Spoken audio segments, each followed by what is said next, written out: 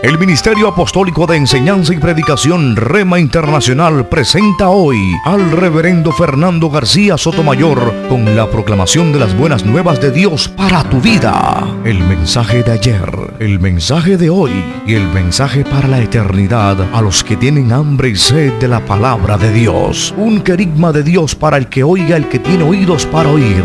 Escucha el dabar del Eterno a las naciones. Ahora es el tiempo para recibir el rema del Espíritu Santo a tu espíritu. Escuchemos con fe la memra del Señor para el alma.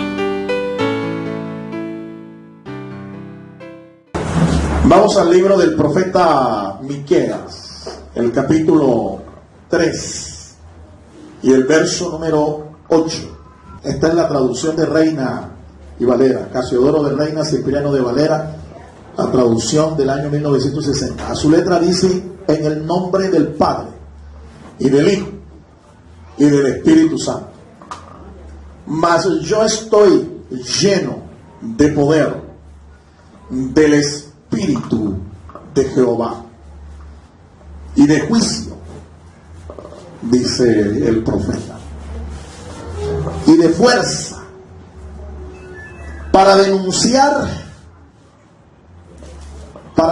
a Jacob su pecado, para denunciar a Jacob su rebelión, dice, y a Israel su pecado. Yo he titulado esta disertación El profeta urbano, y no es urbano de nombre, sino que es urbano de la calle, urbano de la urbe, de la ciudad, de las calles. De él vamos a hablar hoy. El profeta urbano. Puede tomar su lugar, amado hermano. Gloria sea el nombre del Señor. Voy a rogarle que me ponga toda su atención ahora, porque voy a ser bien puntual en esto. Y en lo sucesivo, los mensajes que usted va a escuchar van a ser mensajes de pocas palabras, mensajes puntuales, pero con la revelación de Dios a nuestras vidas, a favor de nosotros, para que en pocas palabras nosotros aprendamos a obrar más, a obedecer más, porque es como dice el sabio: a veces se habla mucho y se dice poco. Y Salomón decía que en las muchas palabras no faltaba el pecado. Entonces quiero en lo sucesivo hacer eso. Bien, amados, entonces por eso quiero ser breve, quiero de aquí en adelante en lo sucesivo ser de palabras, de pocas palabras, pero con un mensaje directo al corazón de cada uno de nosotros. Porque créanme que cada mensaje que yo preparo, no lo preparo para ustedes, yo lo preparo es para mí. Yo soy el primer ministrado con estas palabras, estos mensajes, y luego lo comparto con ustedes. Amén. Gloria sea el nombre del Señor. Tenemos entonces aquí la profecía de Miqueas. Miqueas es otro de los llamados profetas menores, un profeta del siglo VIII antes de Cristo.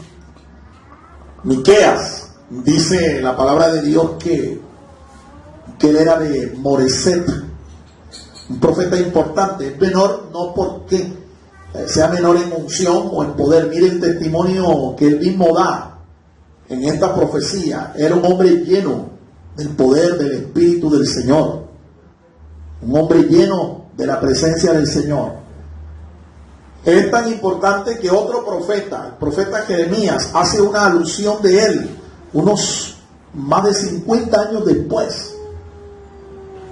Jeremías hace alusión de Miqueas. Miqueas fue un profeta que Dios llamó para que anunciara su palabra, su voluntad, su consejo, tanto a Samaria, capital del reino del norte, como a Jerusalén, la capital del reino del sur. Miqueas dice el texto que tiene solo 7 capítulos. La profecía de Miqueas tiene solo 7 capítulos. Es una profecía de denuncia contra los pecados del pueblo, ¿sí? Un anuncio también de la restauración, de la futura restauración de Dios para con su pueblo Israel. La restauración de Dios para ellos. Mire cómo dice el texto. Dice que él estaba lleno de poder del Espíritu del Señor, de Jehová. Pero dice que también estaba lleno de fuerza y estaba lleno de juicio. Pues bien, los 3 primeros capítulos de su profecía, él los usa por orden de Dios, es para anunciar juicio a toda la nación, tanto el reino del norte como el reino del sur.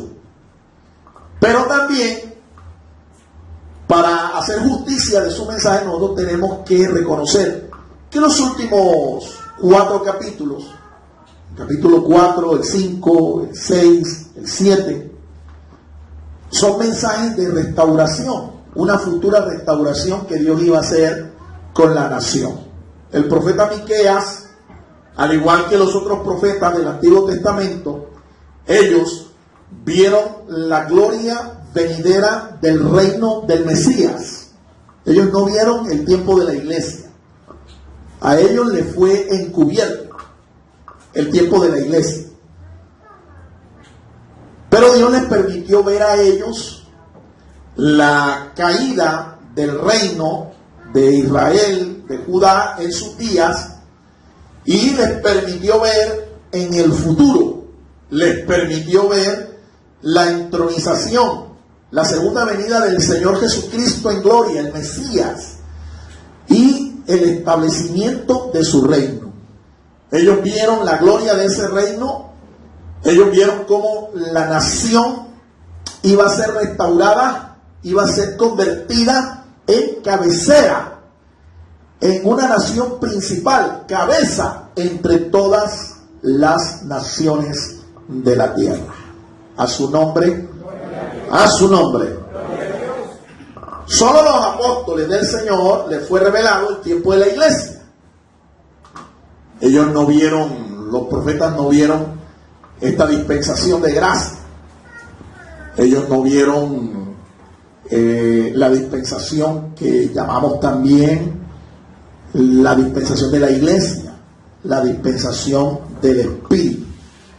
Este misterio Dios se los encubrió a ellos, pero lo reveló a los apóstoles del Señor. Miqueas entonces es un profeta del siglo VIII antes de Cristo, y él tiene un significado, su nombre tiene un significado, como todos los nombres que usted encuentra en la Biblia. Miqueas quiere decir ¿quién es como Dios? Pregunto acá a la congregación, ¿quién es como Dios? Nadie. Jeremías declaró también, inspirado del Señor, no hay semejante a ti, oh Señor. Miqueas lo revela con su nombre, el significado de su nombre. ¿Quién es como Dios? ¿Quién es como Dios? Ese es el significado. Él fue un profeta urbano, estamos diciendo, un profeta de la calle, un profeta que Dios usó contemporáneo, también con otros profetas como Isaías y el profeta que leímos ahora rápido, para ministrar al Señor nuestras ofrendas, nuestros diezmos, el profeta Oseas. Ellos predicaron en el siglo VIII aproximadamente.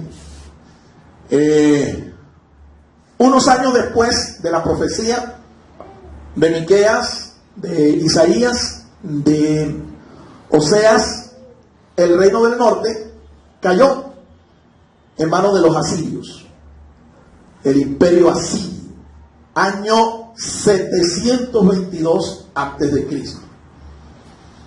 Y casi 100 años después, poco más de 100 años, aproximadamente, En el año 586 a.C. cae el reino del sur. Esas son fechas muy importantes que nosotros tenemos que grabarlas. ¿Por qué? Para mirar la certeza, la autoridad que tiene la palabra de Dios. Dios anunció para estas naciones, el reino del norte, el reino del sur, juicio, pero lo anunció con muchos años de anticipación. Con muchos años de anticipación. Y aunque pasaron muchos años después que los profetas dieron su voz, la voz profética de ellos se cumplió años después fielmente como Dios los envió. ¿Qué es lo que eso certifica? Certifica, número uno, que ellos fueron enviados por Dios. Y dos, certifica que Dios tiene toda autoridad, tiene todo poder, porque Él conoce el futuro. Alabado sea el nombre del Señor. Y lo que Él ha dicho y lo que Él va a decir con respecto también a nuestro futuro se va a cumplir. Amén. Dale un aplauso al Señor, hermano, en esta mañana. Aleluya. A su nombre.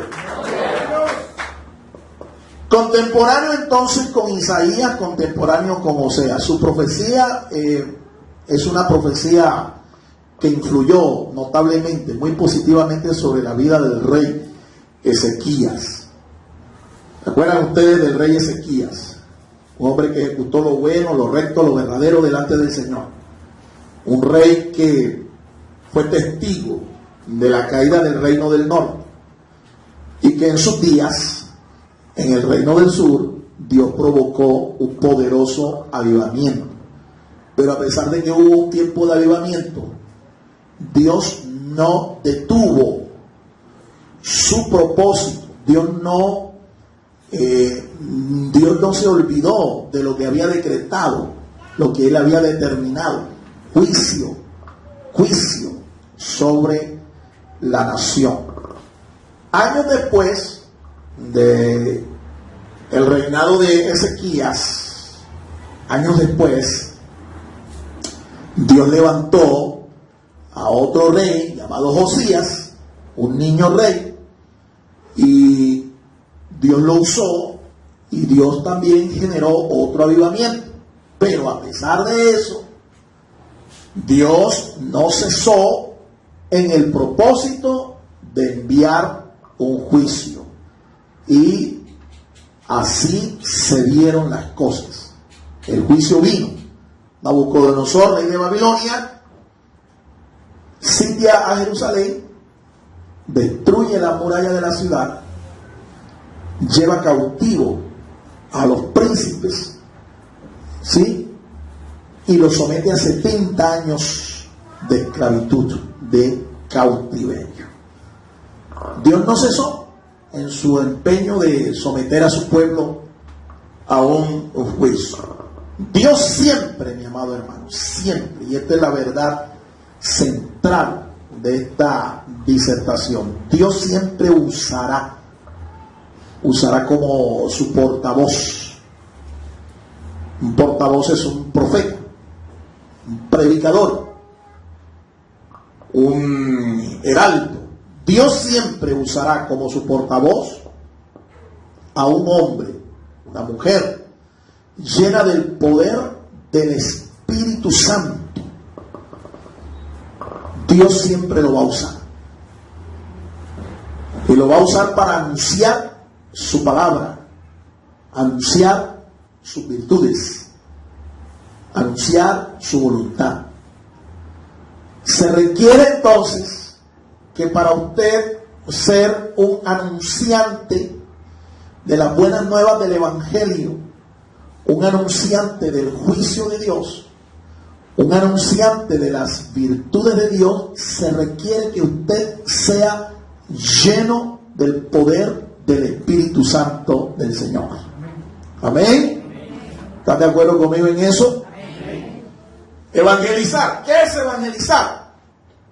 Anunciar, predicar las buenas nuevas del Evangelio en el poder del Espíritu Santo.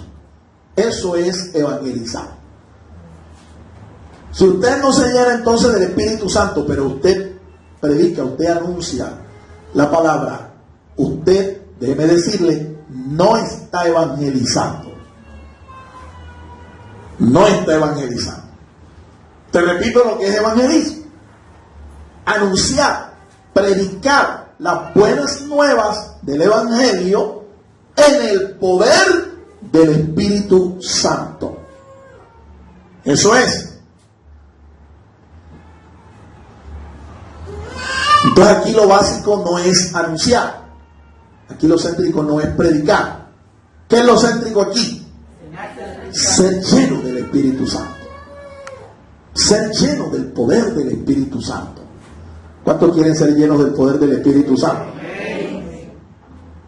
Dios quiere hacer eso, mi amado hermano, con cada uno de nosotros. Y vamos a conocer entonces por lo menos 3 razones por las cuales nosotros necesitamos ser llenos del Espíritu Santo del Señor. Ahora, quiero decirte que esto es una experiencia que no tiene nada que ver con la salvación. ¿Cómo así, pastor? Esta es una experiencia de poder, una experiencia pentecostal. Ser lleno del poder del Espíritu Santo es la experiencia que vivió los 120 discípulos del Señor Jesús allá en Pentecostés. En el capítulo 2, según el libro de los Hechos, Jesús les había hecho una promesa.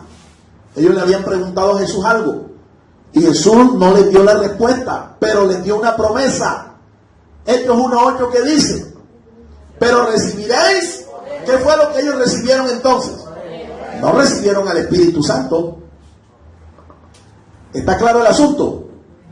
No recibieron al Espíritu Santo. Ellos lo que recibieron fue poder. Pero recibiréis poder, dice, y me seréis testigos en Jerusalén, en Judea, en Samaria y hasta lo último de la tierra. Recibieron el poder. El asunto es que ya ellos habían recibido al Espíritu Santo. ¿Cómo así, pastor? Sí, mi amado hermano. Ya ellos habían recibido al Espíritu Santo. Usted ve eso allá registrado en el libro de Lucas, el Evangelio de Lucas.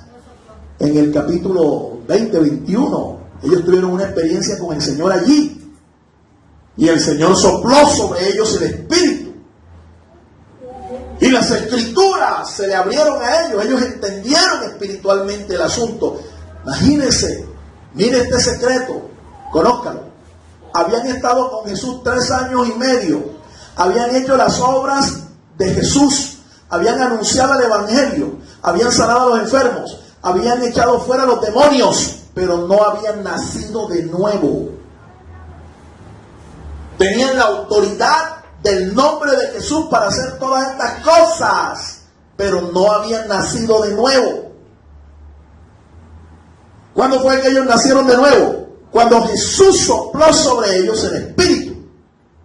Allí nacieron de nuevo.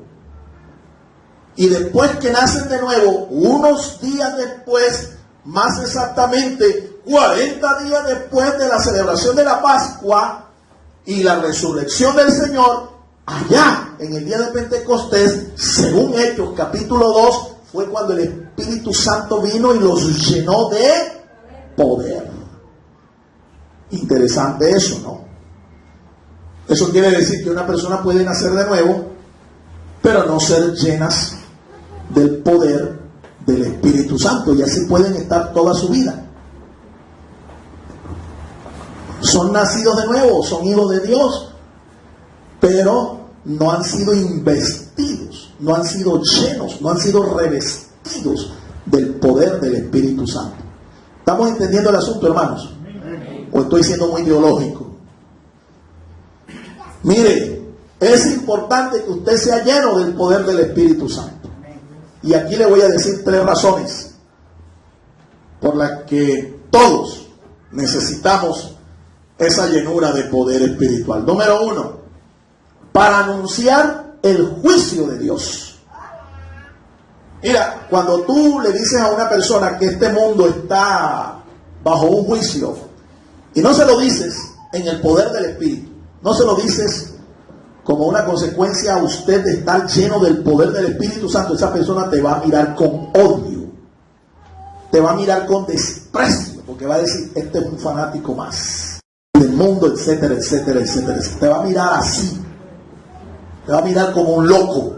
Estás loco, tú estás loco. A Miqueas lo miraron así.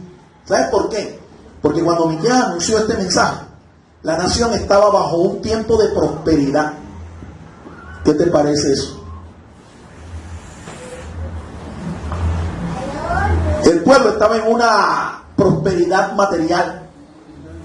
Ni siquiera tenían amenazas de que iban a ser invadidos, de que iban a ser destruidos, que iban a ser desolados. Ni siquiera. Y viene el profeta y les dice que Dios les va a enviar un juicio, y ocupa los 3 primeros capítulos de su profecía.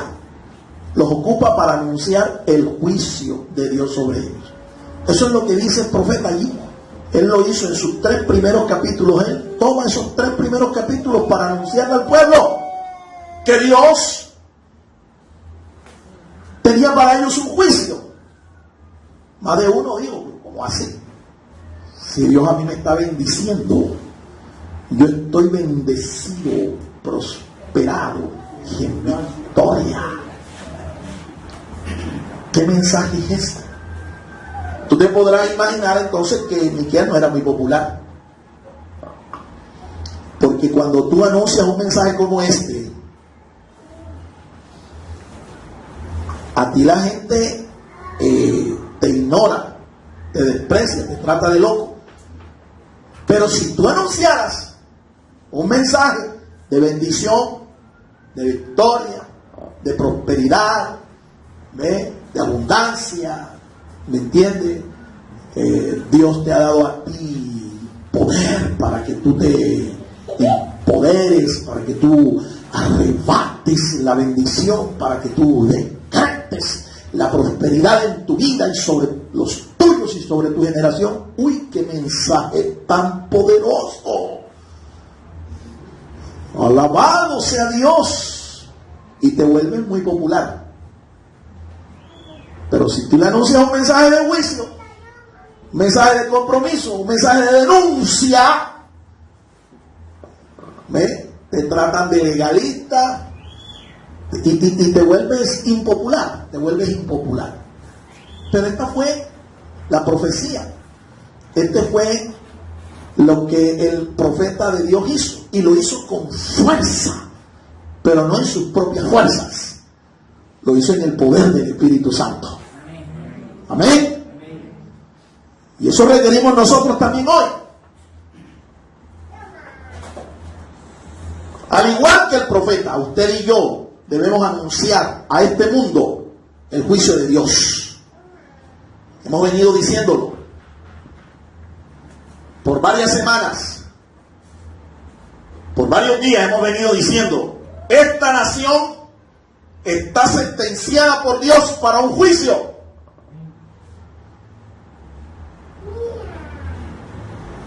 Los síntomas que presenta la nación son los mismos síntomas que presentaron los grandes imperios de la antigüedad. ¿Cuáles son? Número 1, apostasía. Es decir, darle la espalda a Dios, darle la espalda al consejo de Dios, a la palabra de Dios. Ese es el primer síntoma. El segundo síntoma, la corrupción de los dirigentes de nuestra sociedad y aún de los dirigentes de nuestras congregaciones. Escándalos de inmoralidad, de corrupción por todas partes, por donde usted mete el ojo. Escándalos de todo tipo. La gente no está enterada de lo que este líder espiritual vino a hacer aquí a Colombia. Le voy a abrir los ojos para que usted lo entienda bien. Este señor vino a 2 cosas. Número 1, vino a alentar a los dirigentes de la iglesia romana, la Iglesia Católica Romana aquí en Colombia, del crecimiento desmesurado de la Iglesia Cristiana Evangélica. Están abandonando por cientos, por miles, las filas de las iglesias tradicionalistas para buscar respuesta de Dios, respuesta a sus necesidades en las iglesias cristianas. Y esto tiene preocupado al Vaticano. Él viene a alertar a sus dirigentes aquí para que se pongan las pilas y por todos los medios traten de evitar el éxodo, la salida de su gente, de sus iglesias para las iglesias cristianas evangélicas. Y segundo, vino a saquear a la nación, vino a cobrarle los servicios religiosos de la Iglesia Católica Romana que Colombia no le pagaba al Vaticano desde el año pasado, 24.000 millones de pesos. Viene a llevarse de nuestra nación. Mientras tanto, tenemos paro de camioneros, tenemos paro de arroceros, tenemos paro de los lecheros, los ganaderos del país. No hay plata para ellos, pero sí hay plata para pagarle al Vaticano. Entérese, confírmelo, búsquelo en la prensa, pero no en la prensa populista, sino en la prensa crítica. ¿Cuántos alaban el nombre del Señor, hermanos? Usted como creyente también está llamado a denunciar el juicio de Dios sobre nuestra nación. El tercer síntoma, ¿usted sabe cuál es? La inmoralidad. La inmoralidad en todos los sentidos, en todas partes. El mundo entero, hermano, está bajo una ola inmensa de inmoralidad. Por donde usted lo vea, en el arte, en la música, en el cine, en la educación, en el entretenimiento, por todas partes. Y en la misma iglesia, lastimosamente.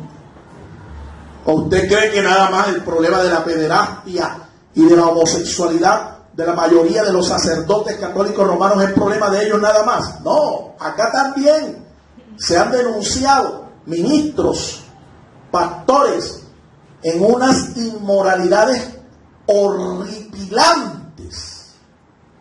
Es por eso,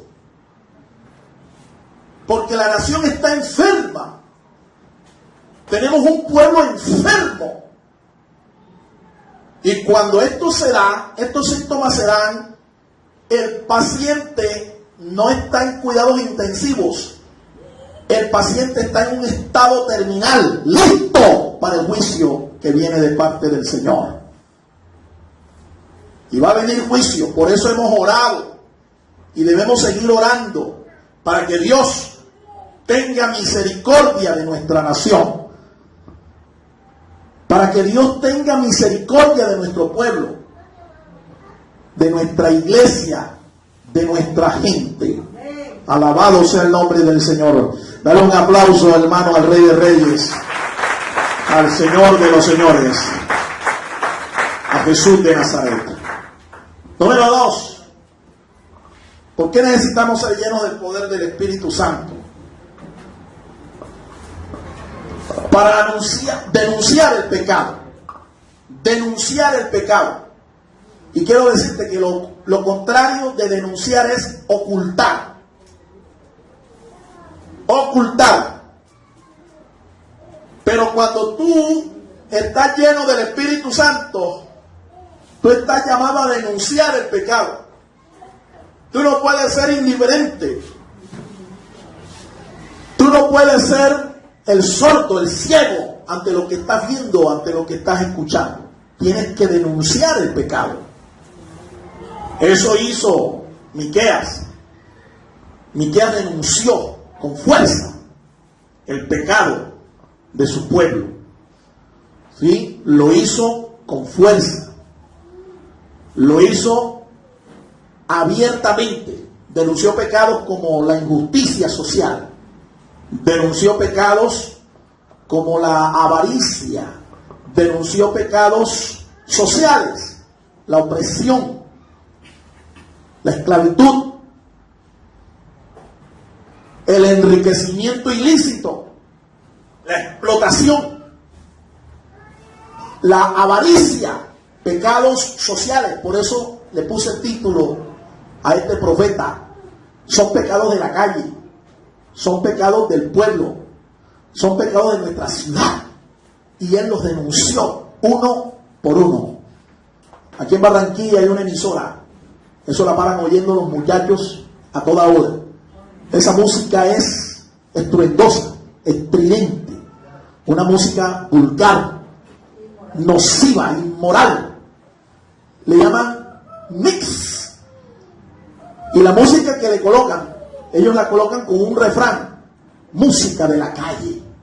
Te estoy diciendo ahora en el nombre del Señor y a toda esta calle: escucha al profeta urbano, el profeta de la calle. Escucha al profeta Miqueas lo que dice: esta nación está en pecado.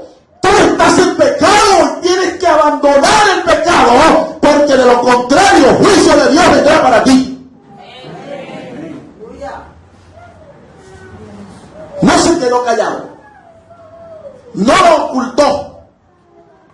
Y el problema que nosotros tenemos hoy en día es que muchos ministerios, muchas iglesias, no importa si es católica, evangélica, romana o lo que sea, cuando el pecado se manifiesta, cuando el pecado se hace patente, tratan de ocultarlo, de taparlo.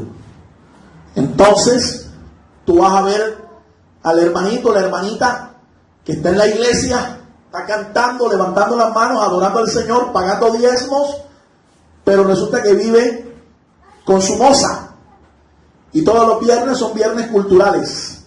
El viernes de la moza, el viernes del mozo. Y están casados, tiene su esposa, tiene su esposo, ¿sí? Pero también tiene su amante. Eso se llama inmoralidad. Y el pastor lo sabe. Y el pastor está enterado. Y el sacerdote lo sabe, está enterado. Pero como es el hermanito que le aporta a la iglesia una gran cantidad de dinero para la administración y los gastos de la iglesia, a este hermano no le dice nada. A esta hermana no le dice nada. Cuando su deber como ministro de Dios, como portavoz de Dios, como heraldo de Dios, es denunciar el pecado. ¿Cuántos dan gloria a Dios, hermanos? Eso hizo el profeta. Y a eso estamos llamados también nosotros.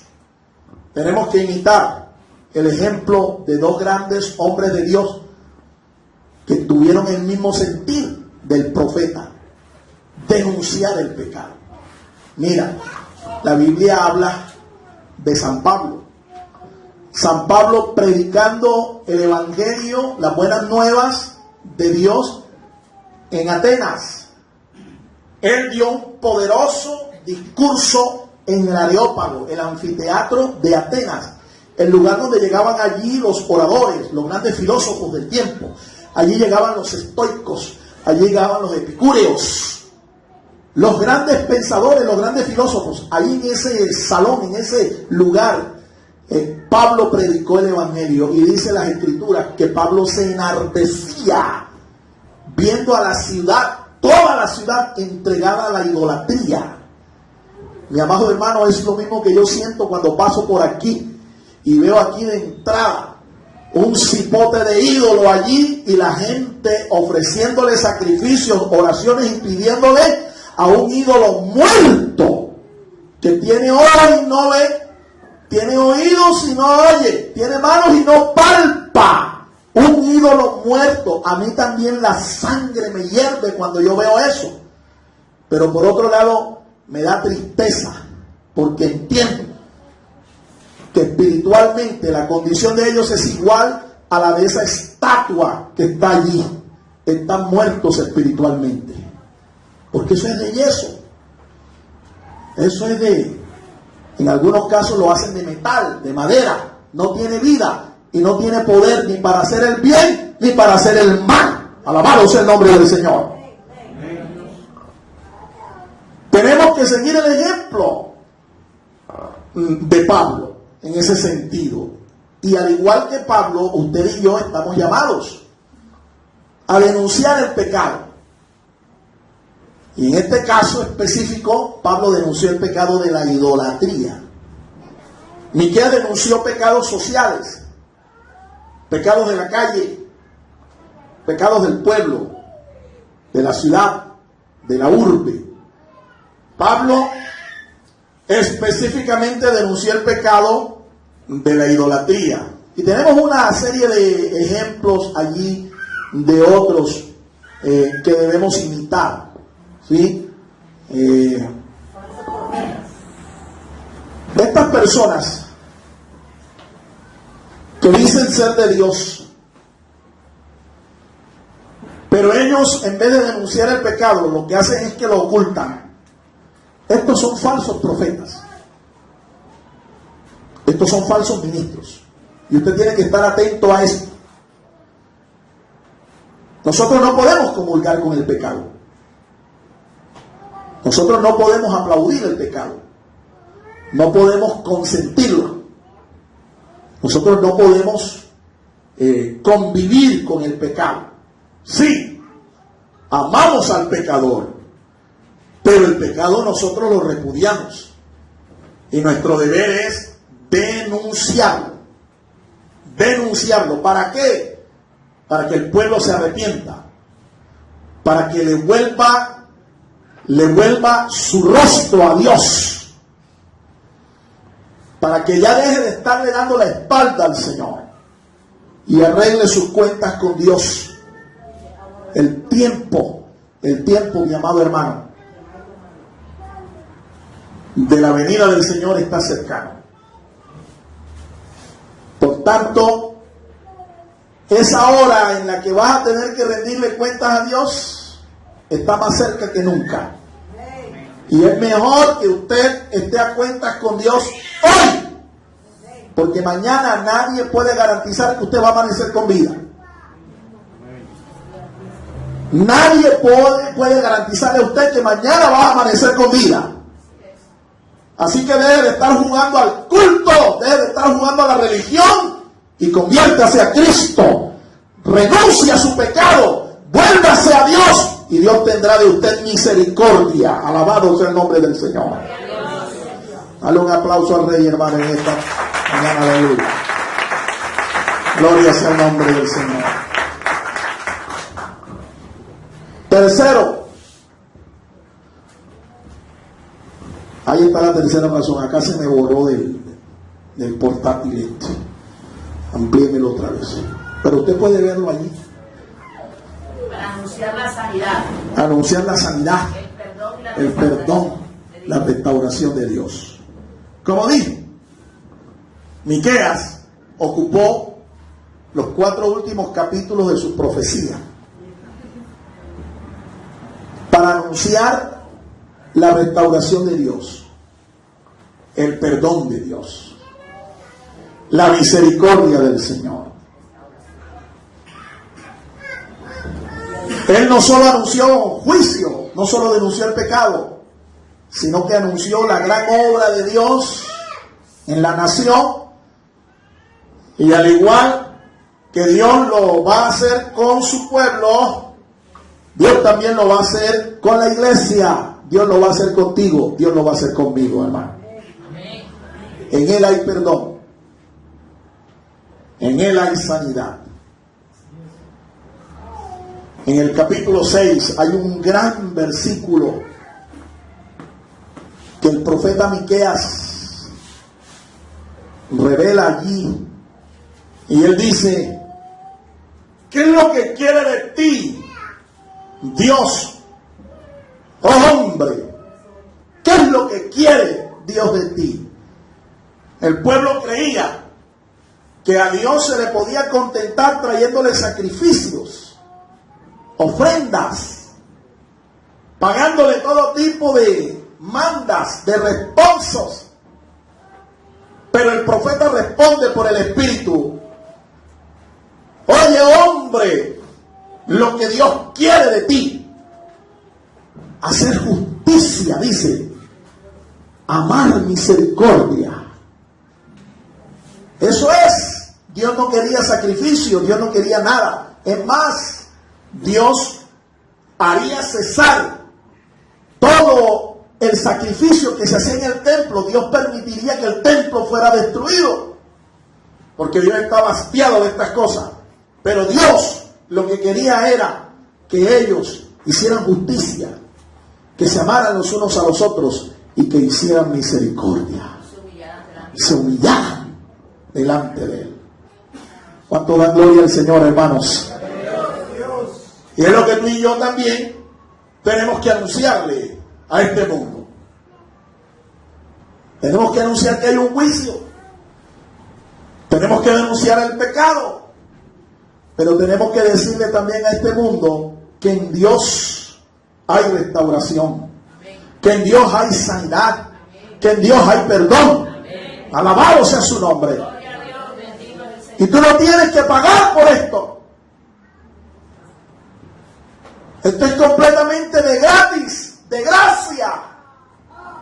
De gracia. No tienes que ir a Roma, no tienes que ir al Vaticano, no tienes que ir a Jerusalén, no tienes que ir a Arabia, no tienes que ir a ninguna parte. Tienes que ir a Jesucristo, humillado. Aleluya. Delante de Él. Y Él tendrá de ti misericordia. Él tendrá de ti compasión. Él te perdonará, te sanará y te restaurará. Mira, hay un mensaje que lo predicó en estos días. Se llama En el mar del olvido. Y está basado justamente en las palabras que Dios le dijo a este profeta que haría con el pecado de Israel, el pecado de su pueblo. ¿Qué es lo que hace Dios con el pecado? Una vez que tú te arrepientes y le confiesas a Dios tu pecado, ¿qué es lo que hace Dios? Dice que lo lanza a lo profundo del mar y se olvida de ese pecado. Dios lo lanza al mar del olvido.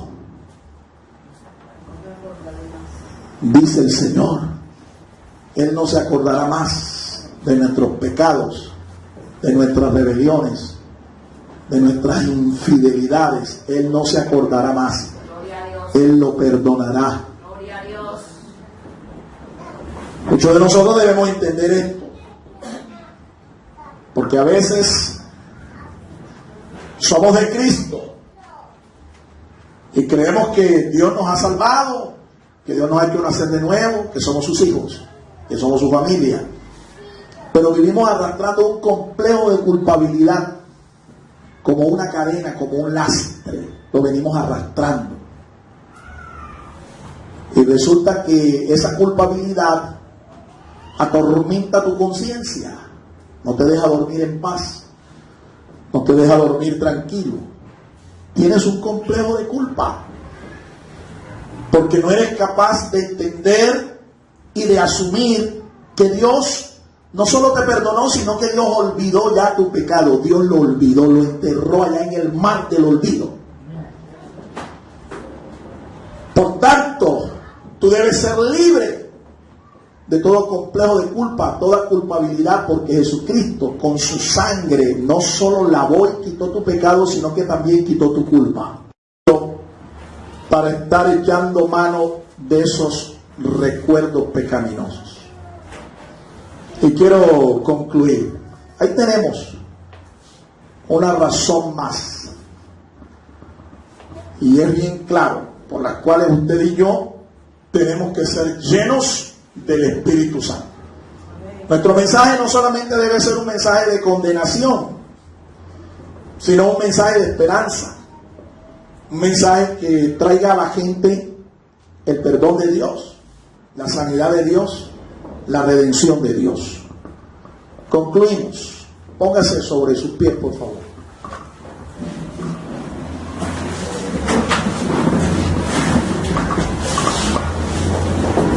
Durante el periodo llamado periodo intertestamentario, eso fue el tiempo que se vivió desde la profecía de Malaquías hasta la profecía de Juan el Bautista. 400 años en los cuales Dios no habló, Dios no dio palabra, Dios no dio sueño, Dios no dio visión, Dios no dio profecía. Durante ese tiempo, un rey perverso, descendiente de una familia griega. Su nombre era Antíoco Epífanes IV. Se levantó y quiso imponer por la fuerza la cultura y la adoración de los griegos. Se lo quiso imponer al pueblo de Dios, al pueblo hebreo. Antíoco Epífanes masacró a más de 70,000 judíos en un solo día. Profanó el templo del Señor, prohibió las festividades, mandó a quemar los rollos de la ley, prohibió las reuniones en las sinagogas. Este señor cometió abominaciones terribles en la casa de Dios. Consagró el templo de Dios, lo consagró a una divinidad griega, lo convirtió en un gimnasio. Un lugar de adoración lo convirtió en un gimnasio. Porque los griegos creían en la cultura física, mente sana y cuerpo sano. Pero Dios levantó a una familia llamada la familia de los Macabeos. La familia de los Macabeos. Y ellos tenían un lema por medio del cual ellos levantaron la moral, el patriotismo de muchos hijos de Dios, de muchos de sus paisanos, y se levantaron en contra de este rey perverso llamado Antíoco Epífanes y lo vencieron. De allí nosotros sabemos que como conmemoración de esta liberación maravillosa se estableció la celebración de la fiesta de las luces, la fiesta de Hanukkah, que nosotros celebramos, que nosotros guardamos. El lema de ellos, ustedes saben cuál era: Mi kamoja Baalim Adonai, ¿quién como tú, oh Señor? Miren qué maravilloso. Es un lema de guerra, es un lema de victoria espiritual. ¿Quién es como mi Dios? Por eso el nombre de Miqueas tiene relación también con lo mismo. Este profeta tiene un nombre, Miqueas, que significa eso: ¿quién es como Dios? No hay semejante a nuestro Dios, mi amado hermano. Y si Dios está con nosotros, ¿quién contra nosotros? Si tú estás lleno del Espíritu Santo de Dios, eso es suficiente. Aunque venga un ejército contra ti, la palabra del Señor dice que tú no debes temer, porque el Señor estará con nosotros. Estuvo con los Macabeos, estuvo con Miqueas, y también está con nosotros, con la iglesia. Aleluya. Pedro dice que esta también es nuestra responsabilidad. El apóstol Pedro declara que usted y yo somos un pueblo escogido, redimido. Primera de Pedro 2:9 dice que usted y yo somos un reino de sacerdotes, un pueblo escogido. Y dice, ¿para qué? Para anunciar las virtudes de aquel que nos llamó de las tinieblas a su luz admirable. ¿Cuánto es la gloria del Señor? Alabado sea el nombre del Señor. Anunciaremos las virtudes de Él, hermano. Porque aunque venga juicio, si nosotros hacemos lo nuestro, vamos a ser guardados y muchos van a conocer las virtudes de ese Dios maravilloso. Padre, gracias te damos por tu palabra, Señor, en este día. El Ministerio Apostólico Rema Internacional pone a disposición esta predicación. Ofrecemos ministración a simposios, seminarios, campañas evangelísticas, educación globalizada sana y de carácter interdenominacional. Escríbanos a ministerioremainternacional@gmail.com o llámenos al celular 316-270-7181.